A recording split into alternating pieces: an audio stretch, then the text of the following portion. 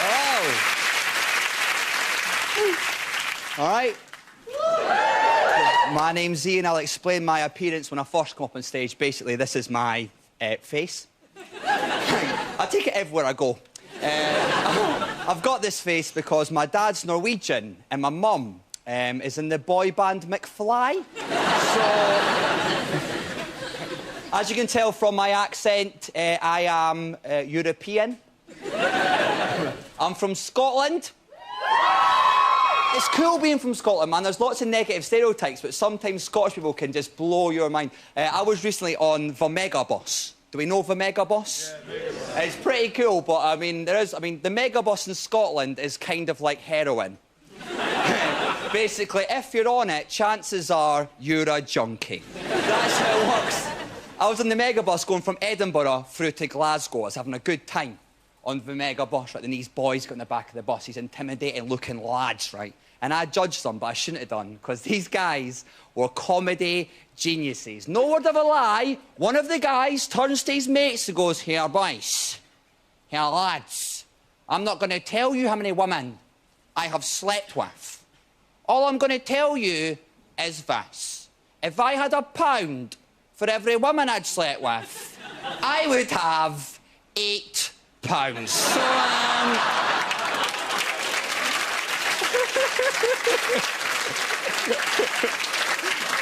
Pot Casanova, pot Sudoku puzzle, do you know what I mean? I recently turned 24. I went on the old Facebook to organise a night out. I was like, guys, I'm turning 24, big birthday, come on, get involved, yeah. Because I'm an idiot on Facebook, apparently, right?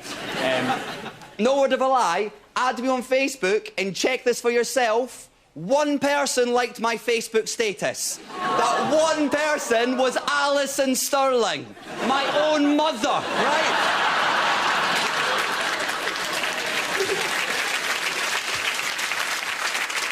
I mean, my mum is impressively terrible at Facebook. My mum has been on Facebook for 18 months. She has 4 friends on Facebook. She's got me, my girlfriend, my sister, and Auntie Pam. Auntie Pam, who insists on calling herself, on Facebook, Auntie Pam. Right? First name, Auntie. Surname, it's Pam. Interests, my nephew. Activities, putting £5 in cards regardless of the person's age or situation. Always you're free, have a fiver. You're 18, have a fiver. 21, have a fiver. Happy Bar Mitzvah, have a fiver. Welcome to your house, have a fiver. Merry Christmas, have a fiver. Happy Easter, have a fiver. Halloween, have a fiver. I am so sorry about your loss. Have a fiver, there we go! We went out, the 5 of us, we had a great time because my Auntie Pam is insane. Like, she's got a certificate and everything, right? This is the idea. When I was a kid, we were on holiday, we're in the breakfast bar of the hotel, right? The guy walks over to ask my Auntie Pam, "How would you like your eggs?" And she replied, "In a cake."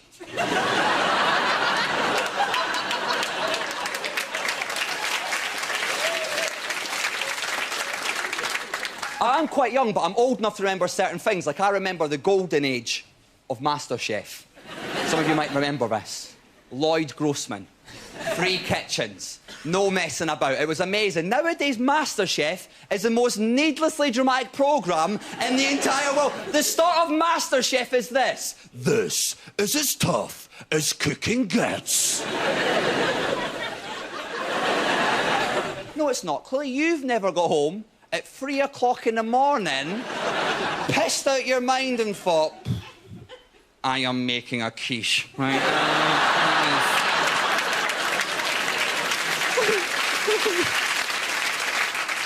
Although, Drunken MasterChef would be an amazing programme. Imagine the commentary. Kimberly decided to skip dessert and instead has put a traffic cone on the fridge. There we go. Over to the blue kitchen, just a guy like, I was preparing it. I shouldn't have done that, Jaeger. That's it. I was preparing the salad for the stir fry, and then instead, I just done a poo in the wok.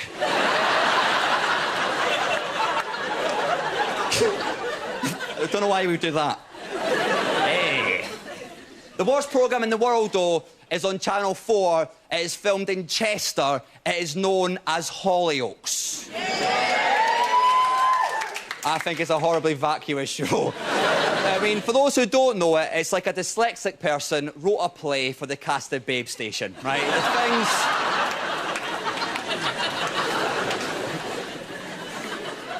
I'm trying to be more mature. Like, I mean, I'm getting to that age as well where my mates have started to have kids. That's weird age. Like, if anyone here's got kids, new kids, here's a thing, right? Nobody wants to hold your child. This is a new... I don't know if any of you got this. My mates, they sort of... You know the rule, innit? They sort of give you the baby. You've got to get the baby, and you sort of go... That's a good baby. Apart from my Auntie Pam, who once got a baby, went... He looks like a prick. Just gave it back. You can't say that, it's a new baby. She went, well, someone's got to tell it, right? They say the weirdest things, though, don't they? Like, they give you the kid and they go, Iain, if you hold the baby, you will feel the love from the baby. That baby does not love you, OK? Like, I love my girlfriend, but never when she's been holding me in her arms have I shat down her legs, right? Never... Well, I mean, one time. I was drunk and making her stuff right. But the point is...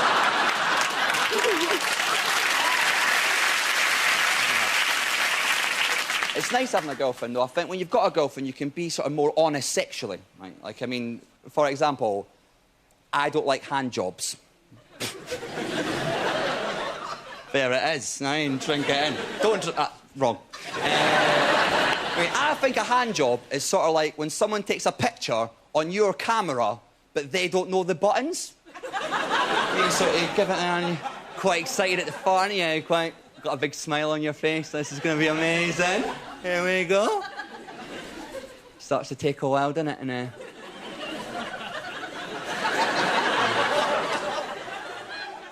And she doesn't know what she's doing, and then eventually you've just got to go, give it here, I'll do it myself. Right, although, lads, if you take a picture with your left hand, it looked like someone else took it. So I embarrass myself all the time, man. I was recently travelling down to London to do a gig. I was on the train, I had a few glasses of red wine, right? I need to go to the toilet, right? So I went to the... You remember in the olden days, the train doors used to be a sort of metal door on a metal hinge, and that worked. Right? And then someone built a new train. They took a long, hard look at the train door, and they thought to themselves, oh, there's not enough jeopardy here. And they installed the plastic slidey door with the electric lock. It doesn't work, right? I walk up to the toilet door. I press the door open button. Door swings open. There was a lady there. And to use the French, she was doing a massive shit. I know what you're thinking, how do I know it was a twosies? Because obviously when a man pees, he stands up, when a man poos, he sits down. But with women, there's a whole air of mystery around the whole... The reason I knew she was doing a number two was, as the door swung open, she went to tell me to get out, but because she was mid-movement, it honestly came out as... Get out!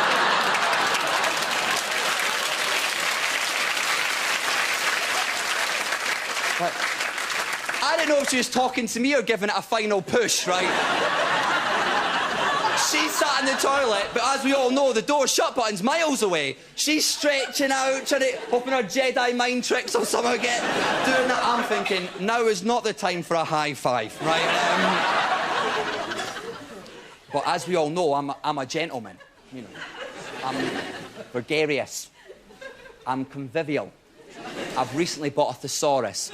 There's many things about me. So, what I tried to do was, I tried to lean into the toilet and hit the door shut button, right? But because of the high-tension situation, and because I'd had a few drinks, I slightly overestimated my step into the toilet, hit the door shut button, then watched... in horror, as the plastic door just slid shut behind me.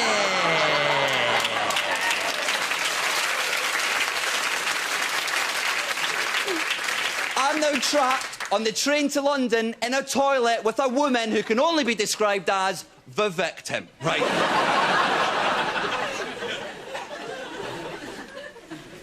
There's loads of options here. I can apologise, I can make a joke, I can do... For some reason, my brain went, play it cool. Just, like, leaning back, like... What's that? All I could think to say was, you might want to be careful, love. You can meet some proper weirdos in London. Nice.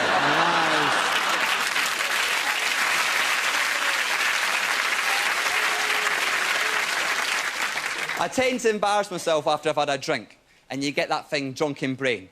You all know drunken brain. So when you think of something you probably shouldn't say, and then your drunken brain goes, no, mate, that is too funny. I was at a gig in Newcastle recently. It was £5 to get in. The guy down the front, right, was absolutely hammered. It looked like somebody had shaved a bear, put it in a suit and got it drunk, right? The guy was absolutely... He was absolutely nutted, right? But it was £5 to get into this gig, so I thought I'll bring him and get him involved. I went, all right, mate. What would you do for £5? Like a friendly bet or dare. Without even blinking, this guy goes, punch a horse.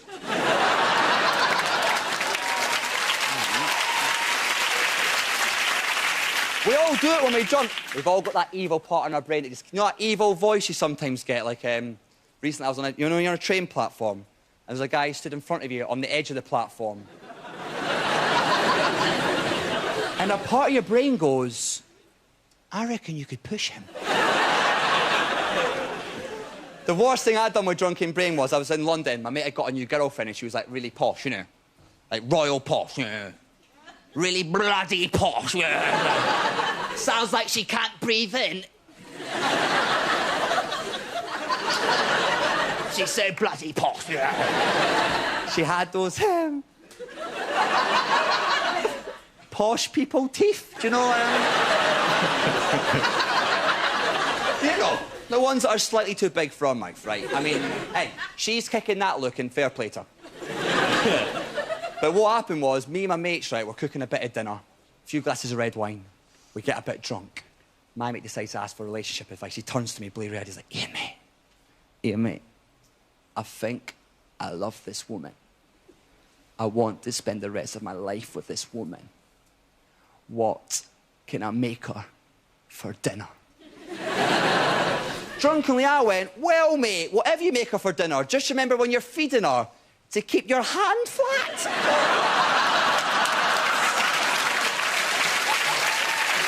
She will have your fingers. It gets worse than that, right? We're on a double date, right? Our girlfriends are coming round. His girlfriend gets there first. She walks into the room. There's like an awkward tension. Man's like, if you laugh, I'm trying not to laugh, right? No, when you try to not laugh so hard, you start coughing. I'm just like, She starts talking about posh people, things like skiing and paying your taxes and that. And then I just think this can't get any worse. Then I panic because it's cold in London town. She walks in at the cold, takes off her coat and just goes... I explode with laughter. I don't think it get any worse. A Geordie bloke walks in, he punches her in the face.